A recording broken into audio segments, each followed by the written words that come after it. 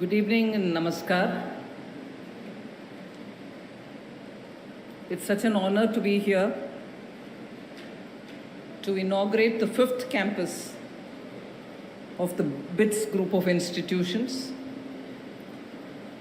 I congratulate Kumar Mangalam on having done his best to get this campus up and running. So, to the dignitaries on the dais, dignitaries before me, students, faculty, and the Member of Parliament, Minister of State, who's also joining us today, under whose area this institution comes.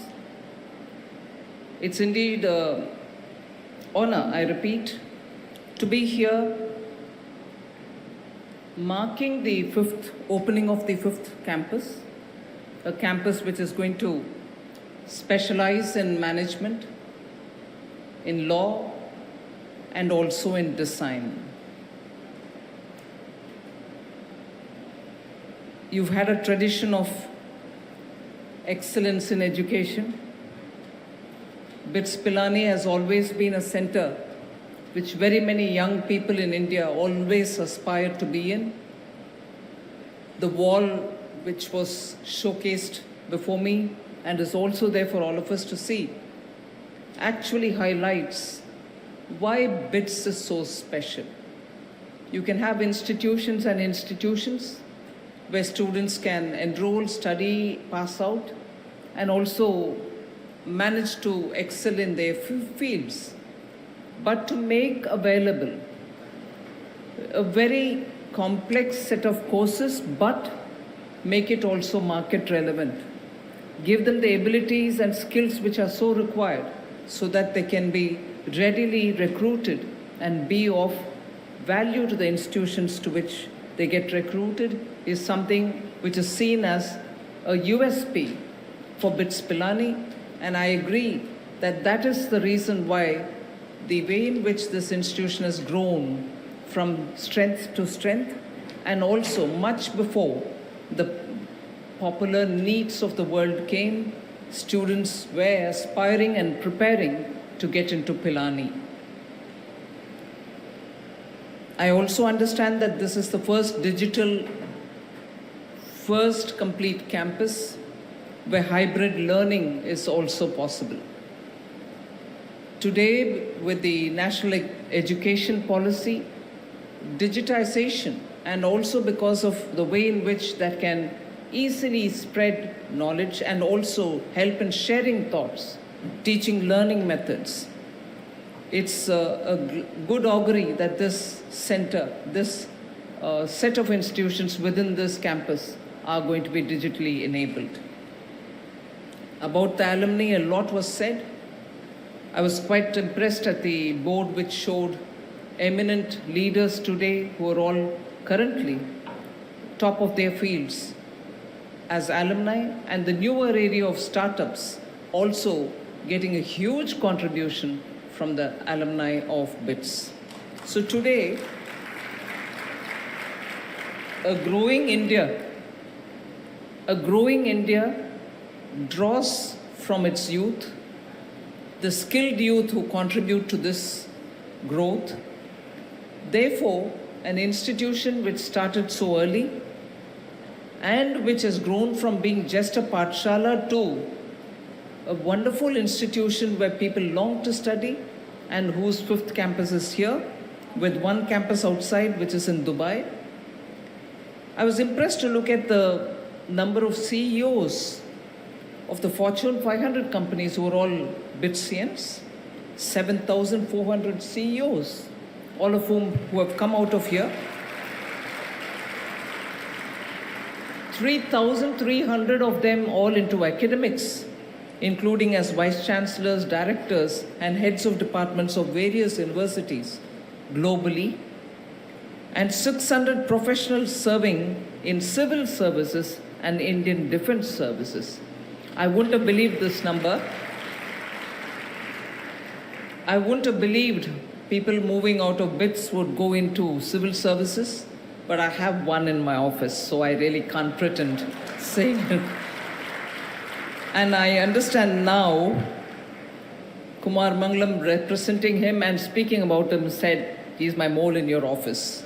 So I don't know whether I have to be careful or whether I can be extremely happy that a Bitsian has gotten into civil service, so many of them, 600 of them, and so on.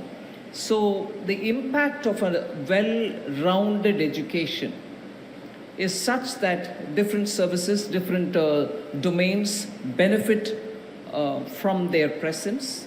And today, India's growing startup industry has actually very much benefited from the Bitsian youngsters.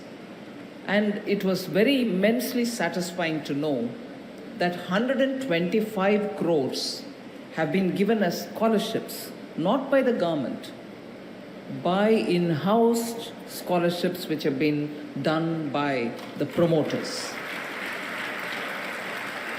Most often, I don't want to sound cynical, most often we are lectured by the Western thought leaders that India should have a culture of charity. I thoroughly disagree with them, with an example of an institution which I'm standing here, which promotes good education, funds the needy students, and sets good examples of various other charitable work which they have done over the generations, not just one generation, whether it is building of charity, charitable institutions, temples, cultural centers, planetariums, and of course universities and colleges, and giving needy, very proficient students scholarships. So I think the model that India follows through such charitable institutions as the Birlas have done stand out as an example of silently doing it without much ado about it.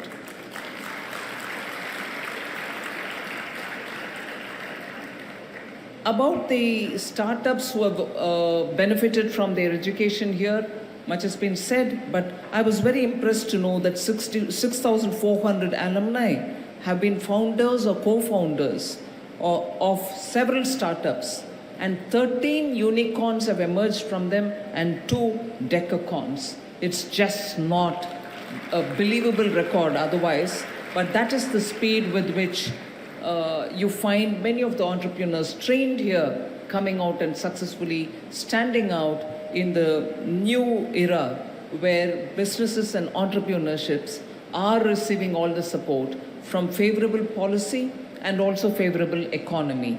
So I'm very impressed with that number, and that 170 startups have been incubated in BITS campuses, which is a big thing. I know between the Department of Industry and the Finance, and also a brief stint in Defense, how much effort it takes to set up an incubator, find the right kind of mentors who can handhold these startups, by itself is a big effort. And if you've done that for 170 startups, again, you played the very effective role of being a catalyst for startups, and achieving together a valuation of $22 million US, not a small amount at all. And therefore, that role of BITS Pilani is something which is so relevant for today, where entrepreneurship, small, medium-sized entrepreneurship, are so much in need of incubation, hand-holding, and also finding the right PE partners. I was also happy to see the mention, which I'm aware of, that among the first set of institutions which got the Institutions of Eminence accreditation from the government, BITS Pilani is one of them. So the first set of 6 institutions which became institutions of eminence, particularly for the STEM, I was glad to see BITS Pilani. More impressive, I would say, is the number of publications, research documentations, and books which are getting done here. 17,800 publications from one institution, 2.18 lakh citations These are not, of course, in an era of artificial intelligence where people are churning out research papers which are written by the generative AI, to have publications and citations which have been during the decades is something which genuinely shows the level of scholarship and rigor with which research is undertaken here. 100 patents, a minimum of 100 patents are filed each year. In a year, you get 100 patents out of BITS Pilani. So the unique research initiatives are all also equally impressive. There is a Center for Research Excellence in Semiconductor Technologies. Government is in a big way investing in semiconductors, manufacturing, designing, and also packaging. So today there are at least 3 or 4 states, and probably a 5th one which is going to come in the next few weeks. Semiconductors investments are greatly supported by the government, and I find that there is a separate department which is taking care of semiconductor technology related research here, and a new school of interdisciplinary research and entrepreneurship. Interdisciplinary was explained to me by the Vice Chancellor even as he was showing it here.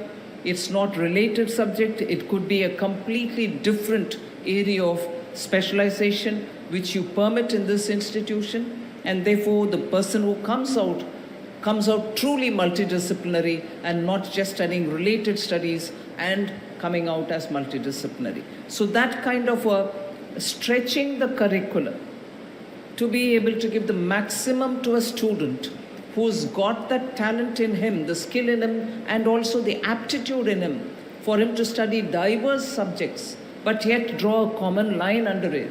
And that is what gives you the creativity to come up with innovations. That's encouraged in BITS, and therefore I'm very impressed by the kind of mix and match you've done in your curriculum.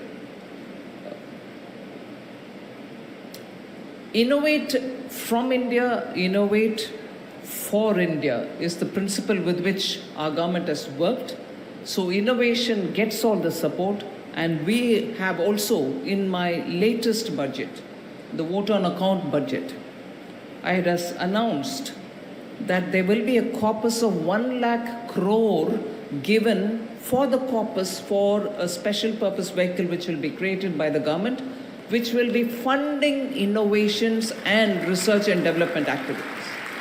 So even in the private sector. So this money would be the corpus from where the monies would be given through the special purpose vehicle where the government shall not interfere, but for research activity which is being undertaken even in the private sector domain, so that eventually fund constraints don't stop good research. The idea was to support and give for India's own researchers and innovators to do the research here and get the patent or copyright or trademarks for products that you would eventually commercialize, and so the institutions benefit and also Indian economy benefits out of it. So I was also impressed that there is a generative AI capability now available, and that is changing the contours of creativity and innovation, and it is evolved from text to text, text to image, and now it is moving on to text to video capabilities with Open AI Sora video AI application. And that's being launched. It was launched last week, and using Sora, users can generate videos through text messages and text prompts, and it produces realistic, high-quality videos. So there's just a rapidly changing contour in the AI sphere, and with the center in BITS Pilani, I'm sure the commercial applications will be very soon available for all to take it up in some affordable fashion. And this is exactly the kind of thing which we want from the government to support and move forward with. I understand the management school is also a big thing here, which is going to start here. Ultimately, we'll have totally in this campus 5,000 students. There are just a few highlights of the governance and also management of the economy that I would like to draw your attention to. And as young students and in a fast-growing India, fast-growing economy, I would put it before you as a proposition for the fresh recruits, for the fresh students who are entering here, to look at those 5 strong principles of governance and management of the economy. For you to look at, for a case study, as to how India has come out of COVID, not only come out of COVID, but faced the two challenging wars which are simultaneously going on, and equally with all the Red Sea related, piracy related uncertainties which are happening in the high seas, how our supply chains are affected. So if I can suggest to your students, your faculty, that it should be a very interesting case study, which I love to see the outcome of your study in its various different dimensions, how a minimum government, maximum governance model, which we have taken up from 2014, has actually enabled us to be very receptive to public suggestions and be responsive in changing administration and its requirements towards meeting the expectations of the people. Transparency has been the biggest asset, I would think, in this government. And to be completely, clearly out of corruption is because we have adopted technology. And using technology, every transaction is on board for you to see anytime, real time. And that is one of the reasons why we were able to scale up the digital public infrastructure. And today, India's DPI, the India stack, is an envy of the world. So if I'm talking of maximum governance and minimum government, it is a point, it is one of the pillars on which this government's administration is known for. I would like you all to definitely take it as one of those things on which you can always look at how management principles work in consonance in this governance. And minimizing regulatory footprint is one of them. Suppose I go over to the second point on this study, which I would love you to undertake. It is systems thinking. I'm sure in management language you talk about systems thinking, where the government as a whole is treated as an organization, as one organization. And the entire organization thinks together, focuses on the relationship between the parts, departments, agencies which are under the government, and as a result is able to produce the outcome in a transparent fashion and without working in silos. So that is the second pillar I would put for your consideration in the way in which governance and handling of the economy has happened.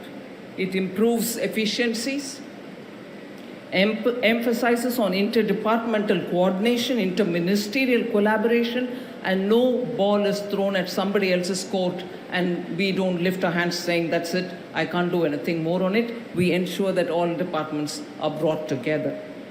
So streamlining service delivery happens in such a methodology, and that is why common objectives are served even in quicker time span. Complex challenges like COVID have been addressed. We've also delivered holistic solutions to citizens. What are the holistic solutions? Examples I will put before you so that the study on the second pillar will be useful. I'm not talking off the cuff. I have concrete examples to put before you. COVID vaccines developed in India, manufactured in India, applied in India, delivered to citizens in India, and more than 200 billion doses being delivered within the given time. So that is one whole of the government approach, systems thinking working together. Digital public infrastructure, scaling it up and using it for transparency and making sure that becomes the passport for the vaccination completed or half completed. You could just show it rather than seek several certificates in paper. hosting the G20 all over the country, system as a whole working together with state governments. And a very critical example is 5G, India's own 5G, without even one part of it coming from any foreign country, which comes under my P3, Press Note 3, which is my border states with which I would be selective about taking solutions. So these are the ways in which systems thinking had worked. The third pillar I would like to put for your consideration is user feedback and grievance redressal. At every level, inputs are taken from citizens who use a particular provision or a scheme, even be it small schemes or even complex schemes. So there are two platforms through which this is addressed. MyGov is something which receives inputs, and on that we work together. And CP Grams, which is the centralized public grievance redressal and monitoring system, which has worked immensely in reducing public grievances. It's given a voice to the citizens. Directly you can give a message, and it is from the Prime Minister's office downwards. Every department concerned immediately takes it up for action. So grievance doesn't wait, grievance doesn't get accumulated, they are addressed as and when we receive them. The fourth one, which I draw your attention, is the output outcome monitoring framework that we have. Niti Aayog looks at it. So every rupee spent is not just a target, I have to spend so much on this particular cause, but it is, I'm spending to get a particular outcome. It is also a particular output that I want from the ground. So it brings performance-based budgeting, and also it tracks the outcome for every rupee. And I would like to say, we brought in a system. These are the not so glamorous sides of governance. We brought in a system, completely digitized system between the central government and the state governments, where once the money from the state government is available and it's going to come in, the money from the center for that particular component is delivered instantly through a single nodal platform system.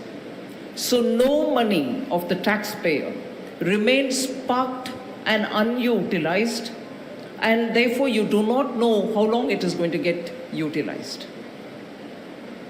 Instead, what we do now is both the center and the state, because of the technology coordination, put the money just in time.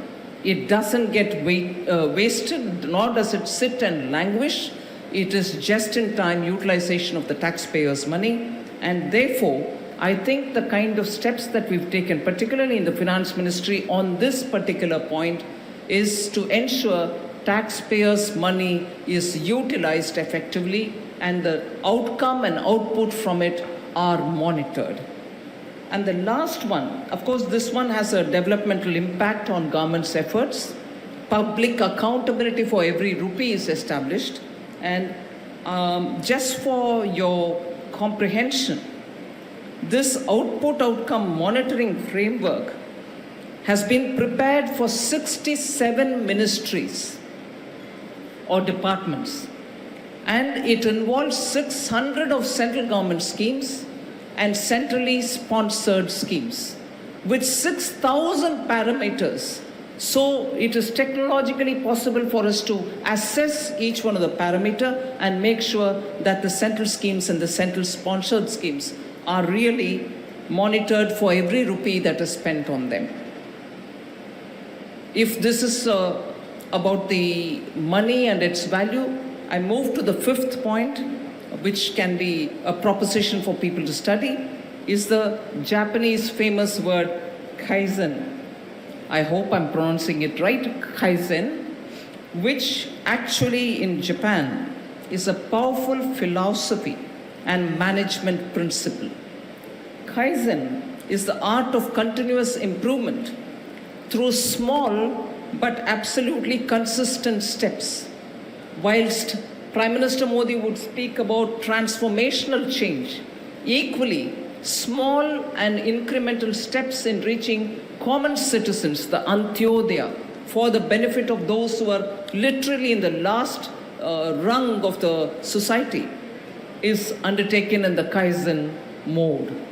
That is talking about the universal village electrification, total toilet coverage, widespread banking access, healthcare for all, a relentless work to make sure that every citizen who's eligible for a particular scheme gets it and gets it in time. There are outreach exercises. I was in Nepal border even yesterday, making sure citizens there get every facility, every scheme that he is eligible for. Earlier, we had gone to some other parts, like the northern borders of Sikkim, to make sure the border villages get the facilities, and so on. So, I've given you 5 pillars, but the broad umbrella covering this is, even as you want opening up of the space sector, even as you want to talk about earth sciences or deep sea, energy related, and also generative AI, all on the high.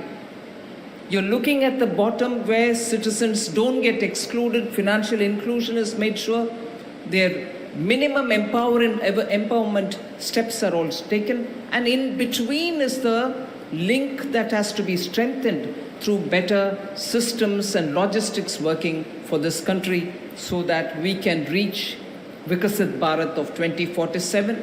This is a governance model which I think Prime Minister Modi has very clearly guided us all with. It's a very good management point which I would put to the students, that during COVID we could come out of it. During COVID, with the kind of attention given, we could come out of it. And later on, also with the wars and the disruption in the supply chains, we are still the fastest growing economy.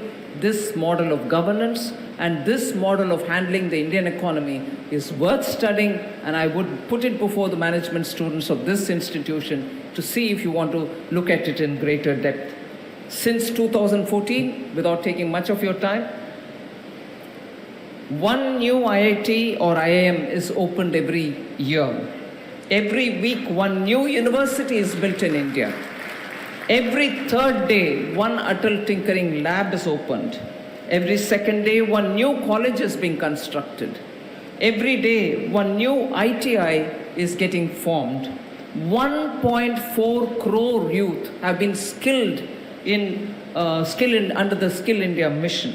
So that is the extent to which India's education is getting facilitated. We are ensuring that budgetary allocations are being made. At the same time, Government of India is actively pursuing mutual recognition of academic qualifications framework and trying to sign MOUs with very many countries so that they will be able to take our students, having recognized through an MOU. And that kind of a MOU signing has happened in the recent past with France, Australia, United Arab Emirates, and many other countries are under the negotiation process. So I wouldn't want to get into talking about law. You have eminent jurists here, former Supreme Court judge, and also the need for us to have very sound legal education which can match the best in the world. Will be able to stand up and meet up the requirements of global arbitrations, some of which are not really finding Indians who can stand up there and face the arbitral courts. We need more well-trained people from law. Similarly, for that area, we have removed 1,500 obsolete laws. Nearly 40,000 unnecessary compliances have been removed. Government is working out to make sure the laws that are made in this country are not going to be tools of harassment, but are going to enable justice for the common and poor citizens of this country. And finally, the design school, I wish you all the very best. There's so much, it's a vastly expanding area. Lots of new things are happening, new materials are coming in. Design is not just for building, but it's also for many other walks of life, I think one word of request would be design cannot always be imported. The Indian knowledge systems and Indian designs which suited our climatic conditions, which were sustainable, will have to be also brought back. So with these words, I thank Kumar Mangalam Birlaji for having given me this opportunity, and for the eminent citizens of Mumbai who are here. I wish this 5th campus all the very best, and it is continuing with the tradition of high quality education for the aspiring Indian youth. Thank you very much for this opportunity.